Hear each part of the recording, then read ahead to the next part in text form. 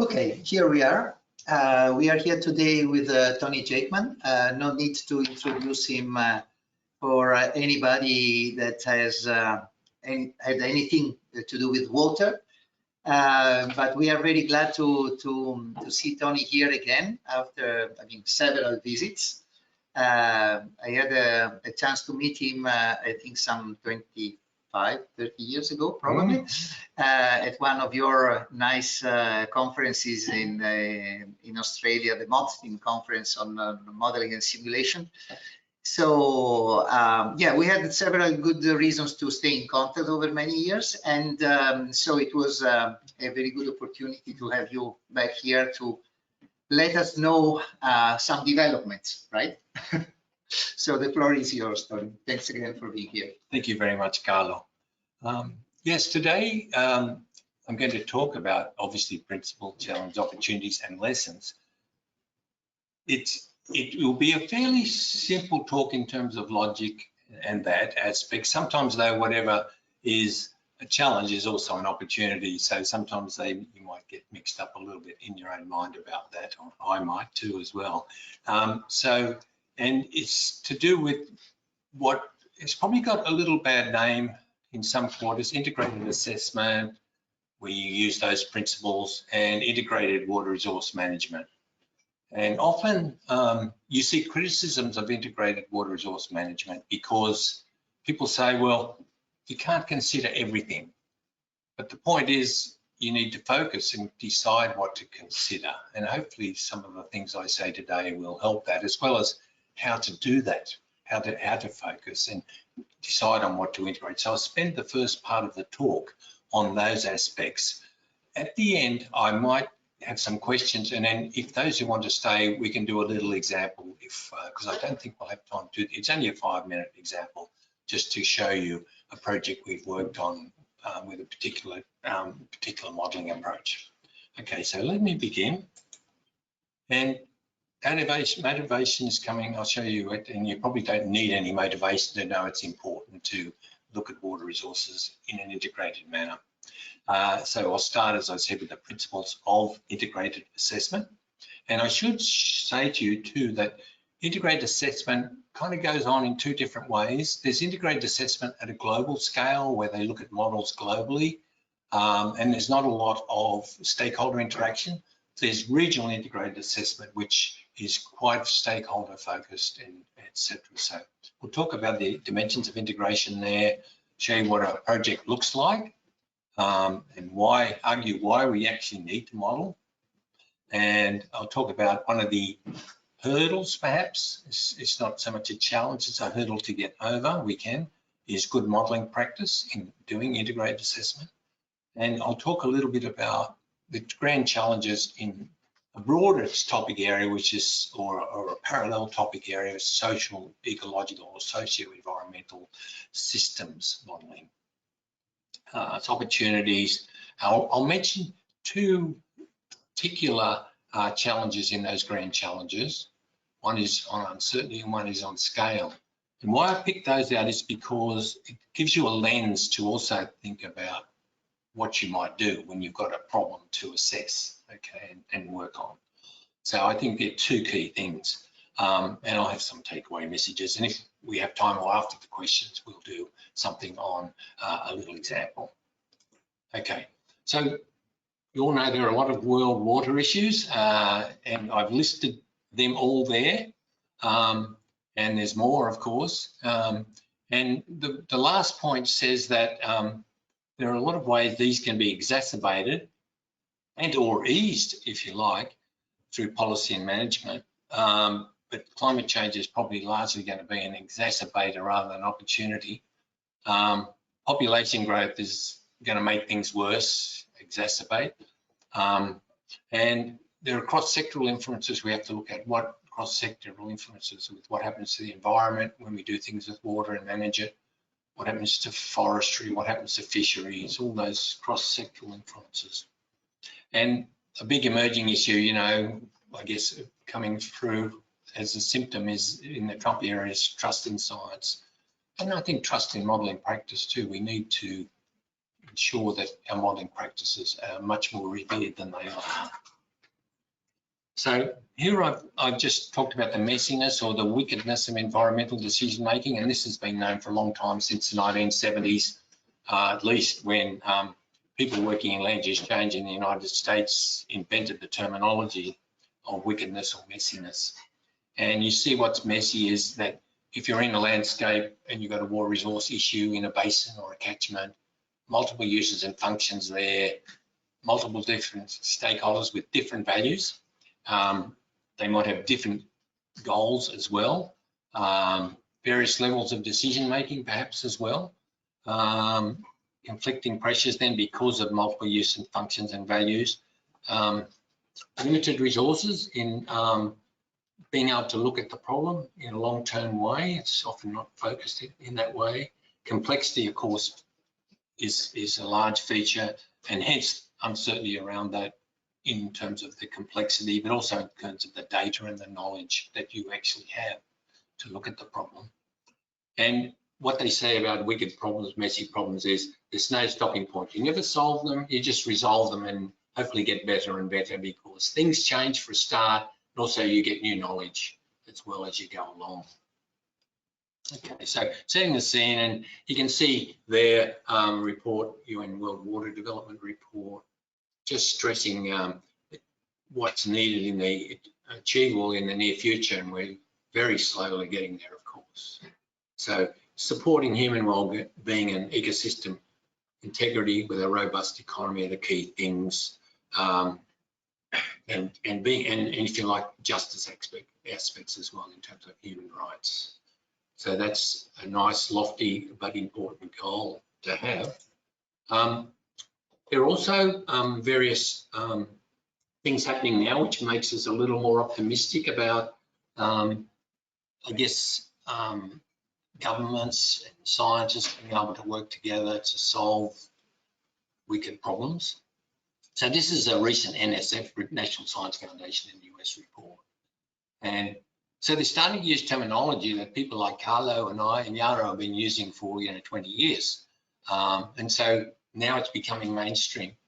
And so basically using an integrated, use-inspired approach. And they talk about convergence, and I talk more about integration. They talk about making these things convergent, which is probably means a bit better than integration in that it's focusing on what's needed. You need to do the integration for. And prioritizing partnerships with diverse stakeholders, because if you don't work with them and you ignore them, then you're not really resolving the problem. Might come back to bite you, as they say. Modelling is quite important, the capabilities, but also in terms of sort of data access, remote sensing, bring all those tools together. And so NSF is now funding this type of research. So that's a nice positive turn of events. So what I'm going to do now is start with the definition of integrated assessment and integrate its principal features and indicate.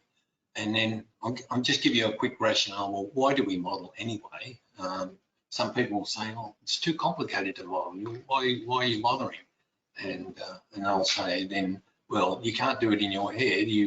Everybody, even if they do it in their head, they're using a model. So let's use a good model, not the one that's in your head. Okay, so let's move on. Just keep an eye on the time as I go. So there's a definition of integrated assessment there. So it's integrating model knowledge from various disciplines and perspectives, okay, to evaluate a problem. And I'll go over this a few times, but it will synthesize relevant drivers process. I'll talk about what they are in a little diagram. You'll see engages, so that's important on all this engagement. It keeps coming up. And modelling includes uncertainty assessment. And you can see there in that little diagram some of the two-way relationships that you have when you do an integrated assessment, okay? Yeah, also when you do integrated assessment, there are things you need to think about. All I'm telling you is what they are largely, and we'll get into more detail later. But first of all, in the blue are the things you look at first. Well, what are the issues of concern? You've got to work them out. You've got to talk to people, etc.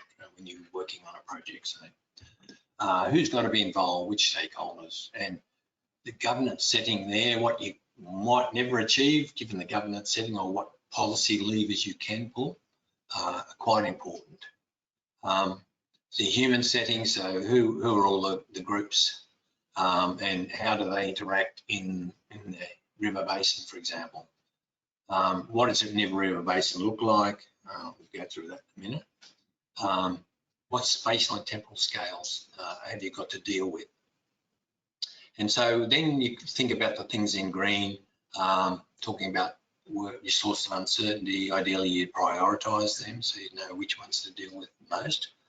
What methods, models, data, and tools you use. So, and what disciplines need to be brought together. In that models methods, the important thing is to not fit the problem to your model, but the other way around. And it still happens in a lot of cases. People have a model, and particularly in government agencies, there are legacy models about which they want to use, which you may be constrained to use, and you have to work with that. People should be thinking about the models later. That's the point there. And then I'll talk about, here's a positive thing of an article my student Fatima Zahra has written, which is showing you how integration water assessment modelling has been increasing in terms of the publications, but there's something hidden in that. It's not as good as it looks, and I'll come back to that later.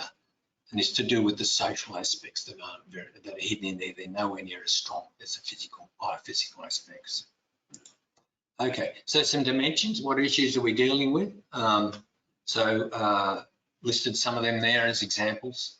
If you're in a river basin, and then what parts does it have? An estuary? Is there surface? Is there groundwater as well as surface water? And how are they linked, etc.? Are there upstream, downstream issues and winners and losers?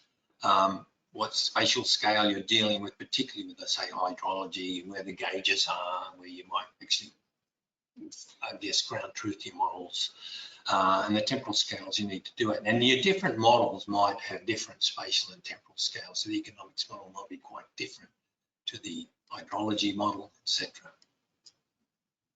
And the ecological model could be in between. You know, you're worried about what's happening to the little animals and all the ecosystem things in the stream and function there. It might be something you're looking at on an annual basis in terms of indicators over the year. And there are major drivers, so it's good to think about controllable and uncontrollable drivers.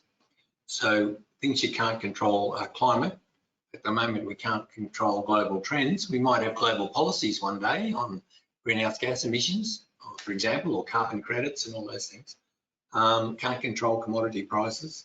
And there'll be other sectoral policies, some of which you may be under control depending if you're close to them and you can influence them, but largely not. And the controllable ones are the policy instruments. What sorts of incentives, what sorts of regulation, what sorts of education, all the sorts of things economists particularly talk about. And I call capacity building to get the ability of scientists to be able to do this stuff better, as well as capacity building across the community so they understand the issues better and what might be possible. So they're drivers you can change, you can influence the outcomes of. And the outcomes might be, I should have said, you know, it could be water quantity, how it's equitably distributed, the water quality, how it affects the ecology, how what the livelihood of the farmers looks like, particularly in less developed countries, for example, would be very important, but it's also important in developed countries. You've got an indication there of the different stakeholder groups, just some examples at different levels, farmers and then government at various levels, okay, and then community, etc. Il proprietario di un'isola micranera targata TH226NN and then there are a range of methodologies with the data and models. So participatory approaches where you work with the stakeholders and their experts, your predictive models to run scenarios, controllable and uncontrollable scenarios. Model criteria analysis, cost benefit analysis, doing uncertainty and sensitivity analysis, saying, you know, what are the outcomes you're interested in, sensitive to, and how uncertain are they? And there are integration tools and modeling frameworks, and one of my the example at the end goes into a very simple one called Bayesian networks. Okay, so why model anyway, and what does the project look like? So I'll skip this one because I've said a lot of this one. Let's look at a lot of things I've said in a diagram. This is very simplified because it doesn't have any feedbacks in it. It just, there could be a lot going on in this part here, this box here. There could be feedbacks happening. There could be feedbacks also though to these scenarios and assumptions. So when you run your model, there will be various inputs you've got there, and you've got on the left-hand side. So I've been talking about some of those things that drive, some of those are controllable, some are uncontrollable. The policy levers are the major controllable ones. And then you might be interested in certain outcomes. Well, let's say you're interested in sustainability as a general concept, which might be fine-tuned to your particular case in terms of what's feasible, but there could be economic, social, environmental types of indicators, and they could be on different spatial and temporal scales. Okay, so partly so you can see winners and losers, perhaps, you know, over time and in space. Okay, so that's that. Now, if you're doing a project in integrated assessment and modelling, then this is what it looks like. If you start with one, you talk to your stakeholders, you do your problem framing and your scoping to make sure you've got the right problem from the outset. It might change as you go through the process, but get it as good as you can to begin with. You can see on the top right there just what's involved in that. You want to get those issues right. What parts of the system are you modelling and which other parts you aren't modelling, which might be boundary conditions you feed in that you're not modelling, might be climate you feed in as a boundary condition, for example. What are your objectives and etc. And they would relate to the next step. So then you conceptualize what these relationships are. So what are the variables, you know, in terms of the water, economics, all those things. What are the processes you want to model? And by the way, there's a PDF I've given colour of this, so you will be welcome to have. So you don't need to take notes probably. Scales, and there's a lot of information in the papers I'm referring to as well. Scales, you're working at what scenarios. You select a modelling approach, which will depend on basically the nature of the problem, how much uncertainty there is, how many issues there are. I mean, there are good papers around on that as well. And then you do your analysis here in step 3, do your simulations, analysis of the results, what impacts have there been, how good have the management options been. Then there's your reporting, and then you can see in this diagram there's a different level of stakeholder and model support. So that first stage is very stakeholder focused, all in purple there. Yes. And then there's a mixture as you go forward, and a lot more again at step 4 in terms of communicating findings. The point is the stakeholders involved and the interest groups and experts, if you like, to involved at all stages largely, even stage 3. Okay, but why do we model? I said you can't handle everything in your head and get it right. So it's just to do things systematically, to be able to predict outcomes, however uncertain they are, and hopefully you have some uncertainty, uncertainty assessment, it could be quantitative or qualitative, of the trade-offs, because sometimes the outcomes you're interested in, some might conflict with another, so you might have to compromise and trade off. You can explore opportunities for improvements. What other policy levers could you apply, for example, to get an improvement in the outcomes? And assessing and prioritising critical risks and uncertainties. And then I also argue modelling is useful for aiding transparency. If you do it well, you can bring the interest groups along with you and develop trust with them, and share the knowledge, communicate it, integrate that knowledge into the process. You can focus on the issues, look at adaptive management over time. You might change as you get results. Managing and communicating uncertainties, facilitating adoption. So if they've been involved in the process, say farmers who are part of the problem, perhaps they're doing certain things, how they might be part of the solution as well.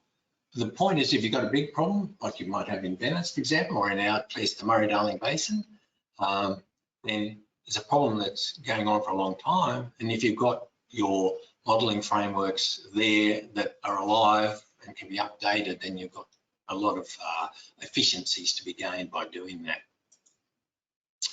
So some of the hurdles, basically, how do we manage that messiness? I've talked about some of that already. I'm talking about how you frame the problem and decide on the conceptualization that helps manage the messiness.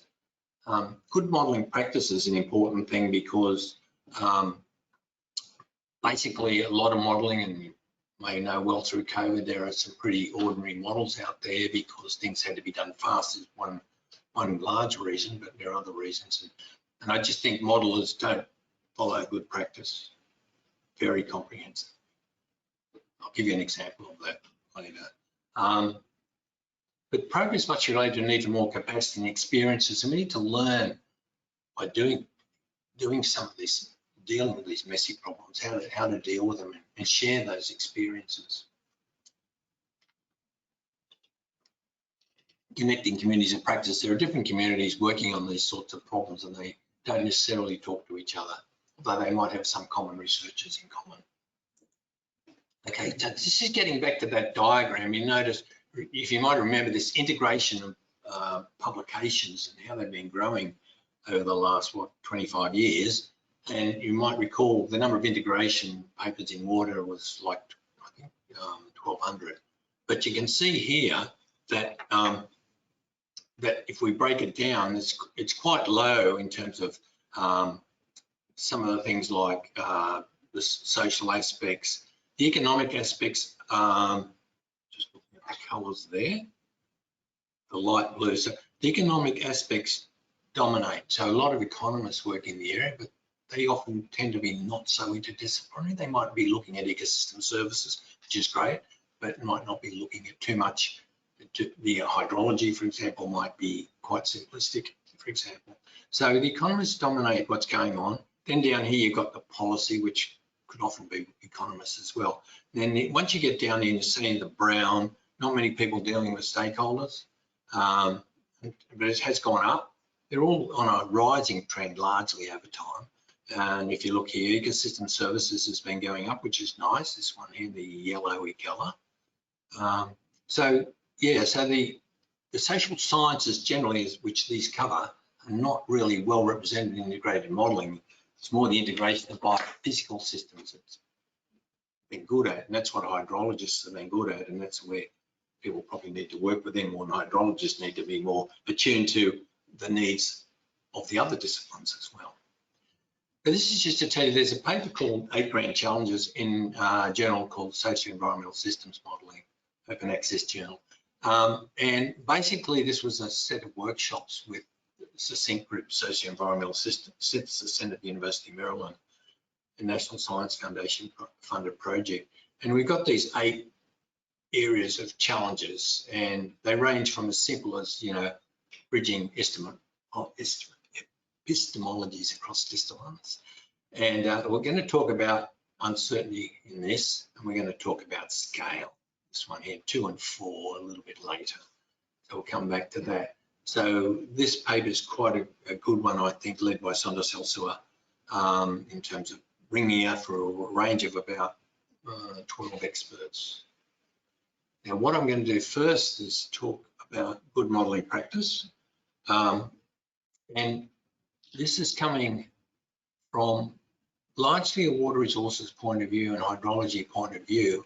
But for those of you who aren't modelers, maybe I can explain a bit more as I go through this. But when modelers do things, often they report how well they fit the data. Well, that's only the start of things. Sometimes you don't even have data. So there's too single a focus on just fitting the data, and that you could be fitting errors in the data for all some of these people do. You often don't see models modified as a result of learnings and doing testing of their results. Hardly ever see that and reported, and partly that's to do because people want their models to be seen as perfect and or as perfect as possible, and so they don't talk about all the ways they got there or they didn't do anything to modify them. Uncertainty assessments are one-dimensional and positivist, so they don't stress test them according to what could happen if this assumption was wrong and I had a different assumption, different climate sequence, etc. The climate scientists do that pretty well, mind you. there's very little frank disclosure ranking of uncertainties, insufficient constructive of narratives around the model. So what can you say in discursive terms about your results and model limitations? And so qualitative methods like this are rare. There's little data inattention, okay? So there's data inattention, little data attention to the errors in your data and the types of error you have. So, for example, hydrologists talk about errors in model structure, in model parameters, in model outputs. And our biggest errors in hydrological data are the inputs, the rainfall and a whole bunch of other stuff. And they don't stress test for that. But only modest attention to methods that characterize and represent the errors in the data. And what people don't understand, and control theorists do this very well, is you can look at the errors through time, say, and different errors in space. And you can look at how they cross-correlate with the inputs. How are those errors relating to the inputs? If you do that, you find out what's missing in your model. You find out qualitatively what's missing in your model. And people don't do that, whereas control theorists have been doing that for decades. Discussion reporting is incomplete there. Project scoping is now, so the first thing you do is you should be doing is scoping it and not bringing your model to the problem, but also selecting an objective function. What is you trying to optimize or use in a general way? What is it? A lot of people just optimize the mean squared error, try to reduce it, which is the sum squared errors on average, perhaps. So that's not done well. And this last one is being attended to better these days. Overall week on, I guess, reproducibility and etc., but not so much on a lot of documentation, transparency, reflecting on what was done and what could have been different, etc., and accessibility of the model. So there's a lot to be done with good modeling practice.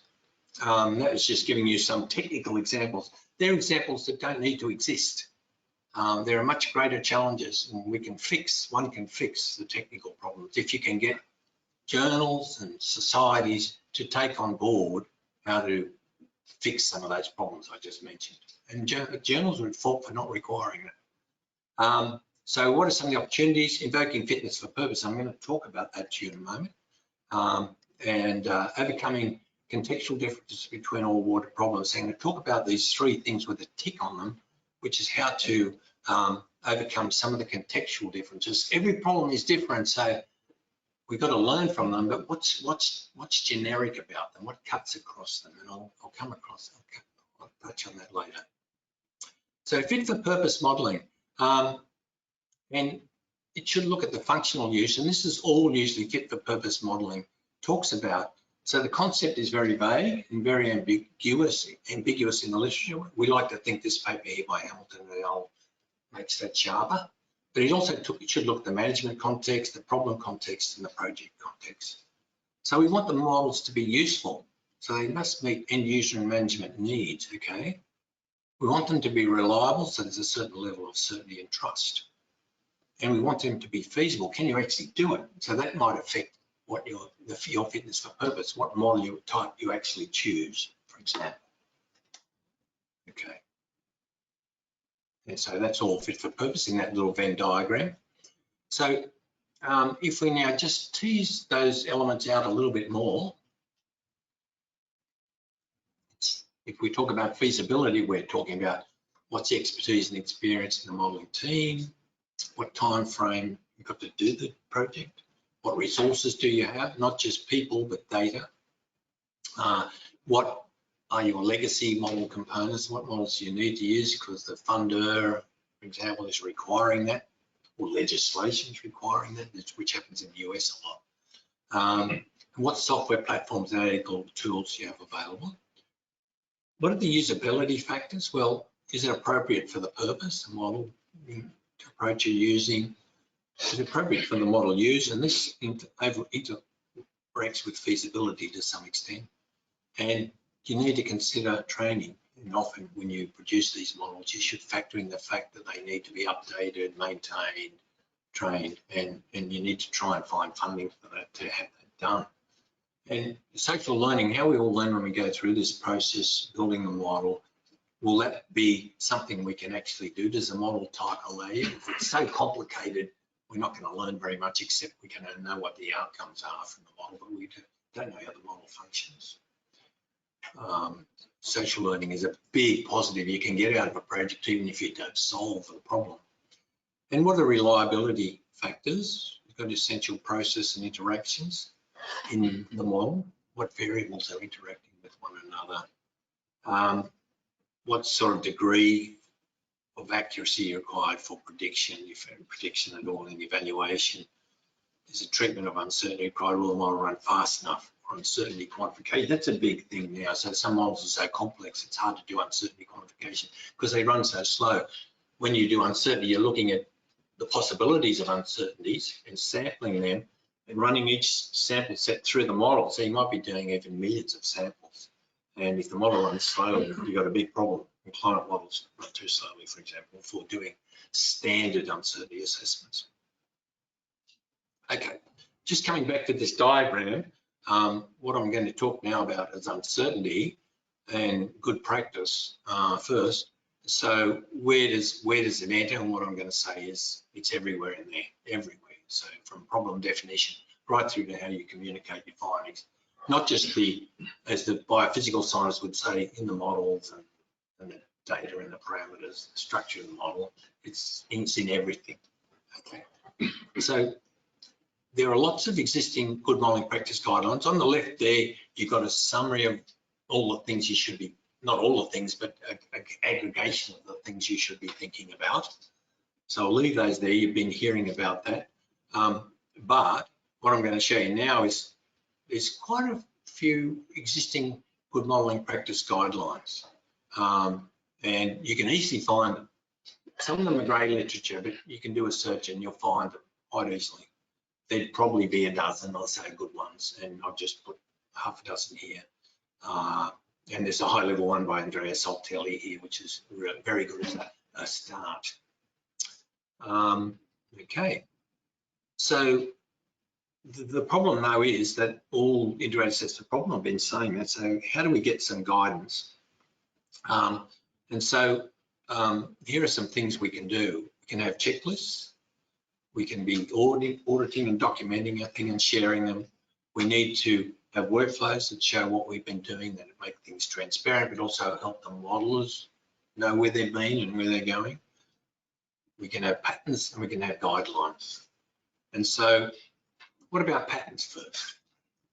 So basically, even though every problem is different, you can look at the context and define the context. Those, for example, context could be all those dimensions of integration would be a part of context.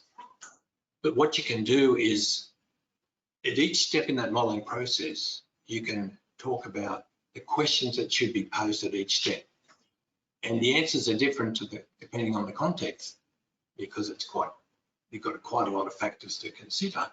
But once you answer them, it tells you roughly where you should be headed and what your answers should be, and therefore what choices in the decisions you make. So that's what's wrong with good modelling practice at the moment. It doesn't bring out enough about you're making choices all the way through. You've got to justify them. You've got to be aware of the options you've got and which ones, that you're making sure you're looking at all the choices that you may need to look at. And then the appropriate practices form a pattern which is in relation to the contextual factors. And so we can give a name, and so this practice stuff comes up in architecture, and now comes up in computer science. But we in the modelling environmental community, generally the modelling community, don't talk about patterns. And patterns are a way to deal with complex problems. So you get patterns that you learn from, and oh, my problem fits that pattern. I can go and there's a database on it, which there isn't yet. Let me go and look at that database. Someone else has done a problem with some similarities to my pattern. Which pattern should I choose to solve the problem? So that's a real long-term goal that one should have. And so especially if they're in a database, then you can refer to them. But here's this checklist idea where you say, well, here we're talking about data collection and pre-modeling data analysis.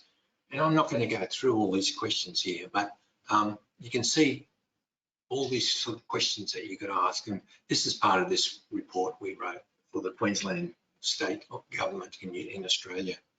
And so questions to consider, and therefore, you know, things you need to think about when you're doing these problems. So you've had time to glance over that, but you all have the PDF if you wanted to look at these, and they're in. You can actually easily find this on the internet, QWM Insight, Queensland Water Modelling Network.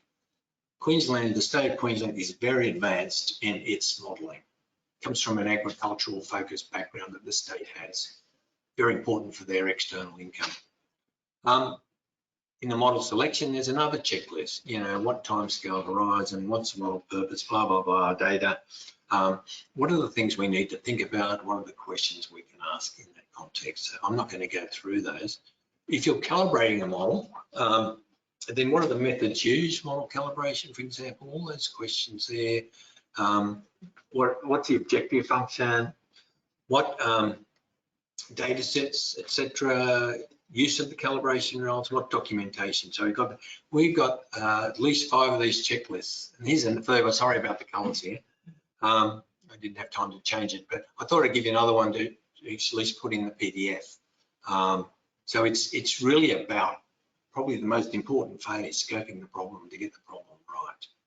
So I'm hopefully getting a bit repetitive now, and it's getting to you what sorts of things you need to think about. So they're in the PDF. So all the things in the scoping phase and working with stakeholders, probably next important thing. You know, who do you have to think about talking to? Because if you don't, then as I said, it might come back to bite you in the end, and you'll have something that's not as useful as it could be. So this paper goes back to 2006, and I keep going back to see what we said there.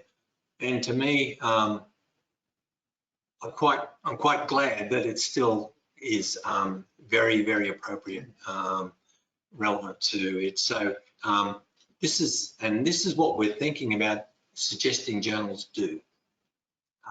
We've got a good modelling practice, special issue coming out across 3 journals jointly, and we're trying to get this kind of thing addressed, where someone submits a paper, they have a model summary which has these things, and they address them as say, half a page to a page, very summarily.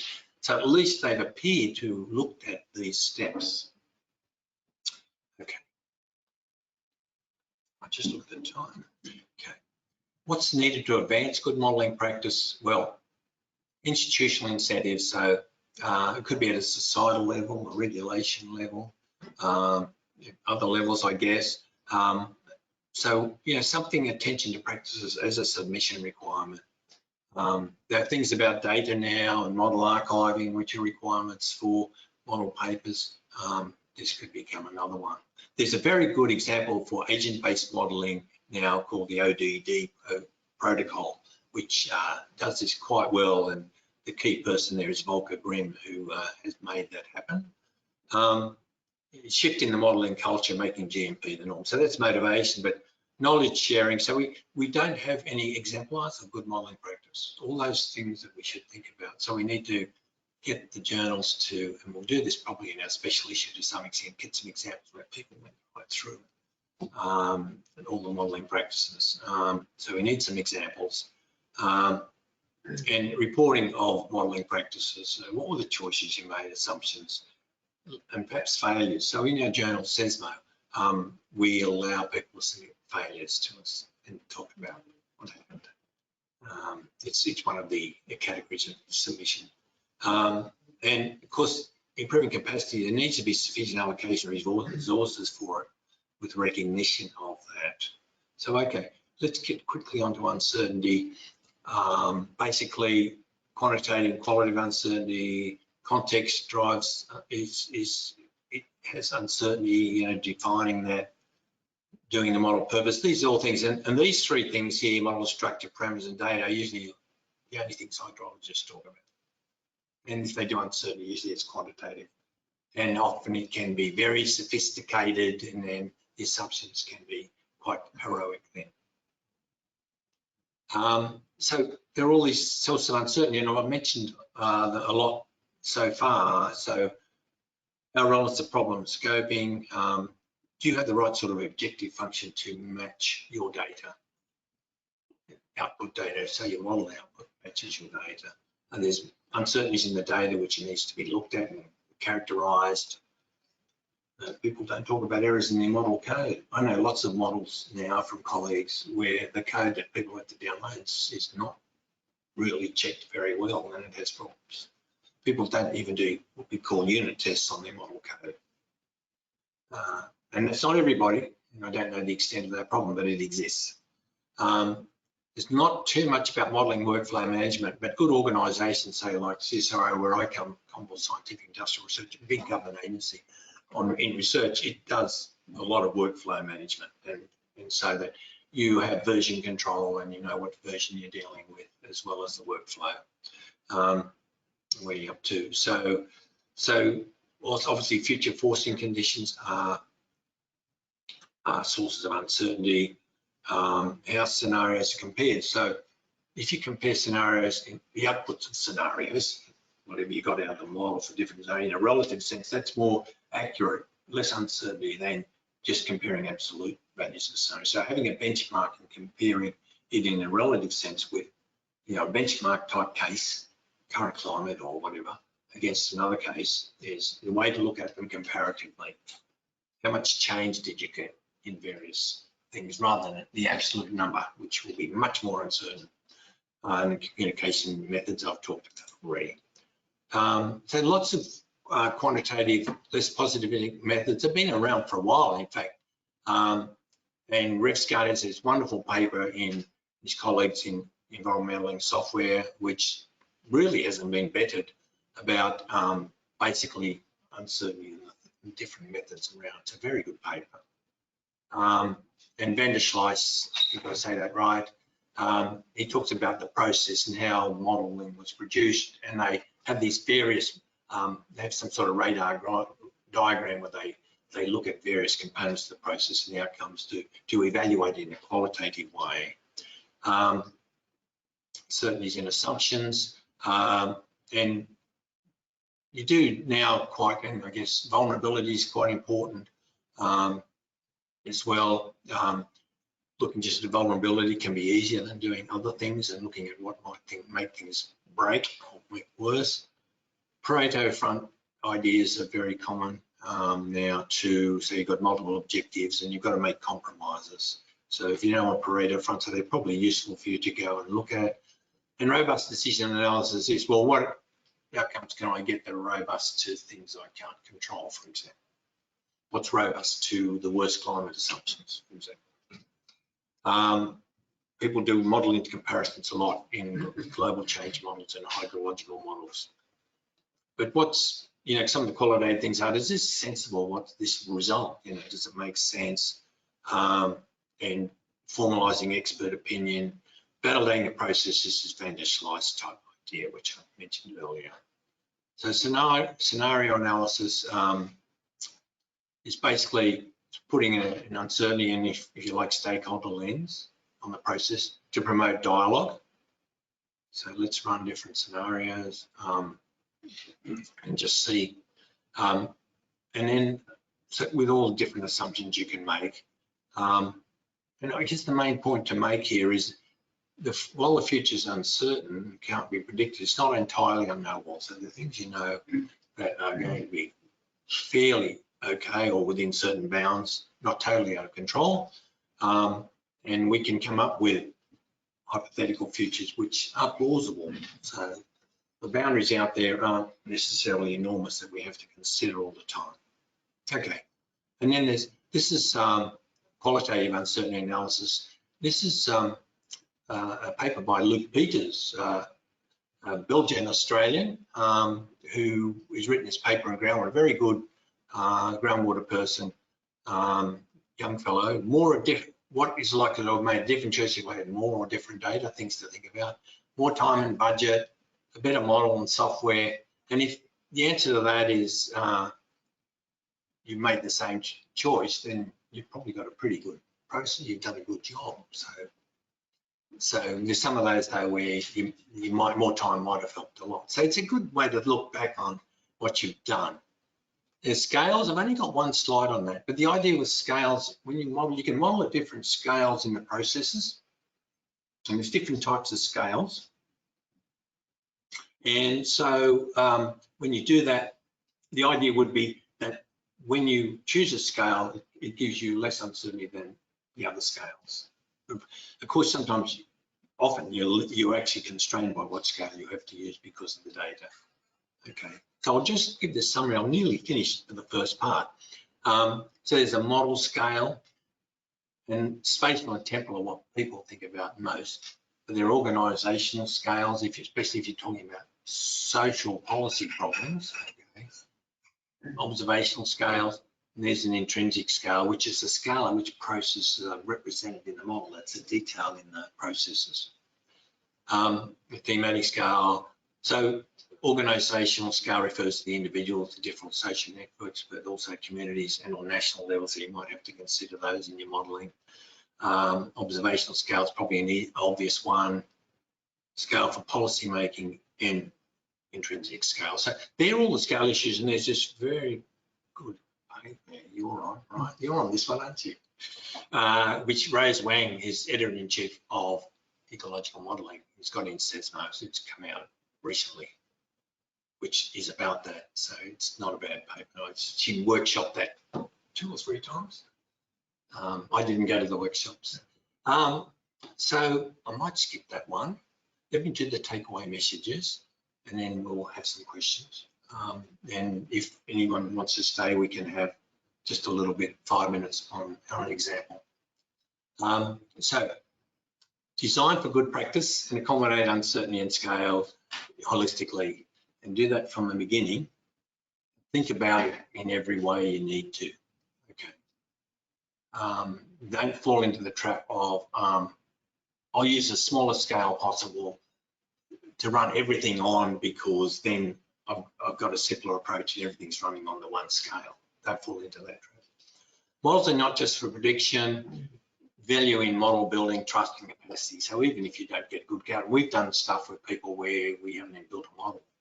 We've had a conceptual model, but not a computational model.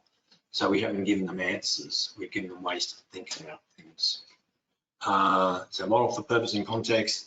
Seek mutual learning among the teams. The team's always learning too, and how to work well with interest groups, build relationship networks and trust, and making the time and the budget too for the IAM process is very important. So I think that is all for the moment, and I can come back to this little example if it's wanted. So I'll leave that for now. Thank you.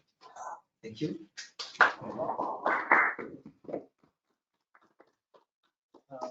Do we have questions from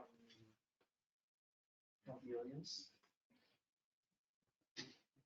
As usual, I will start with the first question. I think they can hear me also in remote. If you were a young researcher, as they are,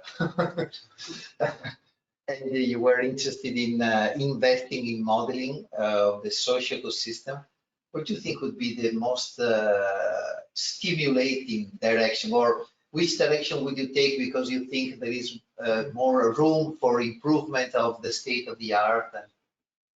Okay, yeah, probably. I wouldn't go for uncertainty assessment because there's lots of high-level people doing that, making advances, and so eventually that'll get crowded, that space, and it'll get better. Qualitative aspects are quite important, though. I think bringing the social aspects into the modelling and doing, I should do that. I should, hopefully I was talking loud enough there. The answer, how you bring the social aspects more into the modelling. So there's a real need for that. There are various ways to do it. Modelling platforms like agent-based modelling do it, but often they can be overly detailed, and they're not very good predictive tools sometimes because they're so detailed, so there's a lot of assumptions. But they're a good way to get discussions going, etc. So agent-based modelling is very topical. I can give an example of Bayesian networks, which some people here will know. Very simple way to get started. But I would have multiple tools at my disposal. I would So Bayesian networks are at the simple end, agent-based models are the complicated end, if you like. And in between have things, I can show you the actual different model types that we, so system dynamics people use, probably not so common in socio-environmental areas. The beauty of them is they do feedback. So I'd be looking at trying to get skills in these areas through projects. And I'd also be thinking, though, what is my parallel thing that I need to be doing in my discipline, if you've got a discipline as well. So having two balls going at once, you're getting, say if you're a hydrologist, you keep doing your hydrology, but you do this social stuff, but if you're an ecologist, you keep doing that. I think it's always good for a young person to try and have good, strong disciplinary background that gives them credibility. But there's a number of places. Coupling complex models is where you bolt different models together, excuse me, and they could have different types of models, you know, and let's say agent-based models. Expert systems are probably not used so much these days, and they might be quite narrow. So that model, and that paper is about to be updated in a little while, so there's a draft already, where we've been a little bit more charitable to the agent-based models and been a little bit more thinking about that. And Serena Hamilton's running that one again. Yeah, so that's, I think, trying to learn that and maybe doing that in a project. If you know one of your senior people is writing a project proposal, see if you can have a compare and contrast as to what one gives you that doesn't. The Bayesian networks give you a lot of social learning very easily, how you learn how to do things and understand the system. But some of the other ones give you, especially system dynamics, and gives you some predictive capacity. You could compare them. It'd be nice. It hasn't been done. So it'd be nice to do that. It hasn't really been done. If it's been done, it's been done not very much. So that'd be one thing. Thank you. More questions? Yes, I want to build on this, but I think that. Okay. But I'm not sure. I would like to build on this question, but I'm not sure if it was partially covered. So what could be, besides the integration of system dynamics and Bayesian network, for example, another niche of integration of this type of modeling approaches that, in your opinion, could be innovative and to move further in the literature? Yeah, I think the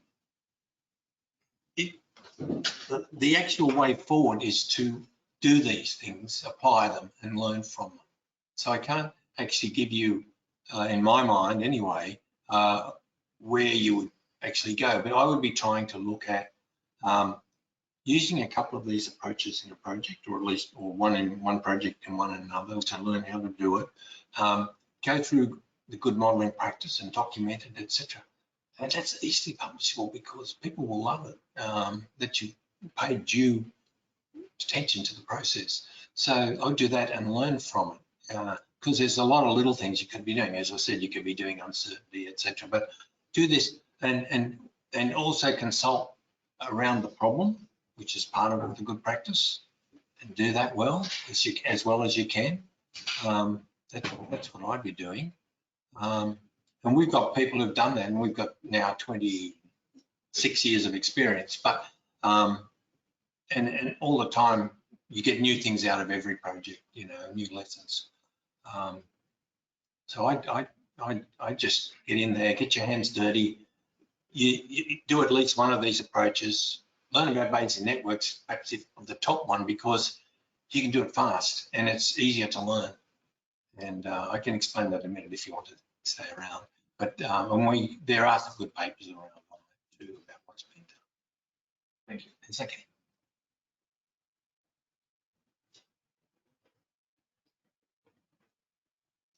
So maybe, yeah, I don't know if maybe there's a lot to consume because I don't know your background, but hopefully there was enough. Maybe I was wondering, since you said that we should integrate the social component in the social ecosystem modeling. I was wondering if there is room to couple an agent-based model with the Bayesian networks to make the Bayesian network make the choices for the agent. Yeah, I think they could. Can you repeat the question, because I'm not sure that they Yeah. could hear you. I think the question is about, and correct me if I'm wrong, that how might we use, say, for example, two methods like Bayesian networks and agent-based models together to get a better outcome than using them individually? Yes. I raised your question a little bit more generally, but so, yeah, I think that's a really good question, and they can each inform the other. So it won't just go one way. So I was talking this morning with some people in Yaro's group, and I was talking about Bayesian networks in terms of you've got nice software around like Medica that's free, where you can just scope the problem with your little workshop group and get all they call them nodes that link cause to effect, nodes in the chain, the modeling chain, and you know, parents and children through the thing. And the beauty of it is you can look at, you have to make decisions about what you're interested in that you want to predict, and what's driving it, and what are boundary conditions, etc. And so when you get your results, you can analyze those results in terms of what's most uncertain. And you can also play with the network to see, well, can I aggregate variables, or are they sensitive enough that I can disaggregate into one variable into two, for example? So you can learn a lot very quickly, The tools are very good. And so they can tell you, if you're doing an agent-based model, what sort of more detail you might need, okay? And I think it could go the other way too. So it might be then you've done your agent-based model and it's giving you certain revelations, and you go back and maybe you change your Bayesian network as well to get something better. Yeah, maybe the first way is the stronger one, but I can see it working the other way too. So there'd be two good ones, and there's good software too for agent-based models. So just don't fall into the trap with agent-based models of being more complicated than you need to be. So there are some people who think, I've got to actually put every agent in there at every fine scale. So I know a person, a very good economist, who's done, has actually made every household in America an agent. Do you really need to do that? Can't you classify them? You know, so that's, and makes the model run slower as well and things like that. Yeah, so, but yeah, if you do any of that and you've got any questions, you know, or anytime, just ask me. I'm in a stage of my working life where I can talk with, you know, students and early career researchers and try and give some support. So yeah, so it'd be good to try something in a project like that. I think we are at the end of the time we had, so maybe we can clap again. Thank you.